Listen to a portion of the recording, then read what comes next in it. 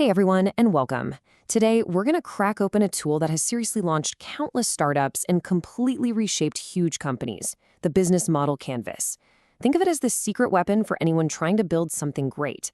And by the end of this, you'll see exactly how any business really works. So, let me just ask you this. What if you could map out your entire business idea, your entire plan, on just a single sheet of paper? I mean, forget those 100-page documents that are so dense nobody ever actually reads them. What if you could see the whole story, every single moving part, in one clear glance? Well, that is exactly the magic of the business model canvas. It's basically a visual chart with 9 building blocks, and together they paint this complete picture of how your organization creates value for people, how you deliver it to them, and, really importantly, how you capture that value to stay in business. It's simple, it's powerful, and it's what we're diving into today. So here's our game plan. First, we'll look at the right side of the canvas. That's all about creating value. Then we'll jump over to the left side, which is all about how you deliver that value. After that, we'll put it all together with a real-world example. And finally, we'll talk about your starting point so you can build one yourself. Sound good? Let's do it. Okay, first up, the right side of the canvas. You can think of this as the front stage of your business. It's everything your customer actually sees and feels. And it all kicks off with probably the most important question you can ask. Who, exactly, are we trying to help? So that brings us to our very first block, customer segments. Who are these people? Are you selling to everyday consumers or maybe other businesses? You might even have a more complex model, like a media site that needs to serve both readers and advertisers.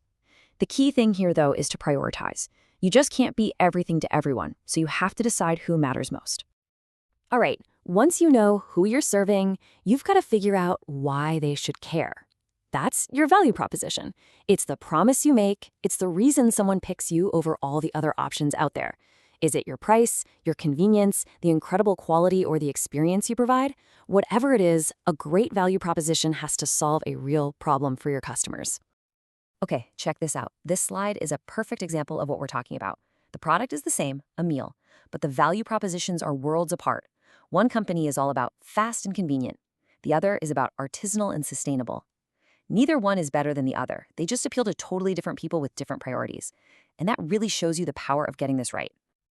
So you've got your who and your why. Next up is the how. These are your channels. This is every way you interact with your customers. How do they find out about you? How do they buy from you? How do you get the product into their hands? And here's the thing, your channels have to perfectly match your promise. If your whole vibe is super convenient, you can't have a clunky website. The channel is part of the experience. And that flows right into customer relationships. This block is all about the kind of relationship you build. Is it super personal, where customers have a dedicated person to talk to? Or is it all automated and self-service? Maybe you build a whole community around your brand. Again, this has to support your value proposition. If your brand is built on trust, you're probably going to need that personal touch. And the last piece of this front stage puzzle is revenue streams. You've created all this amazing value. Now, how do you capture it? In other words, how do you get paid? Is it through direct sales, a subscription model, maybe advertising? And for nonprofits, this block is just as important. It might represent things like grants or donations that allow them to make an impact. All right, that was the front stage, everything the customer sees. Now let's pull back the curtain and head backstage. We're moving to the left side of the canvas. This is the engine room, all the stuff that has to happen behind the scenes to make the magic possible. So, to actually deliver on that big promise, you're going to need what we call key resources. These are the absolute must-have assets you can't operate without. They could be physical things, like a factory or a fleet of vans. They could be intellectual, things like your brand name, a patent, or customer data. And maybe most importantly, they can be human, the unique skills and knowledge of your team. Of course, having the resources is one thing, but you have to do something with them. That's where key activities come in. These are the crucial things your company has to be amazing at, day in and day out. If your promise is unmatched quality, then quality control isn't just a chore, it's a key activity.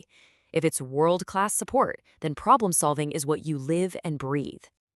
Look, very few companies do everything by themselves. That's why we have key partners. This is your network of suppliers, collaborators, and other companies that help make your business model work. Maybe you rely on a specific supplier for raw materials or a logistics partner to handle your shipping. It's all about building a network so you can focus on what you do best. Finally, all these resources, activities, and partnerships, well, they cost money. That's your cost structure. This block is where you list all the costs of running your business, and it forces you to make a choice.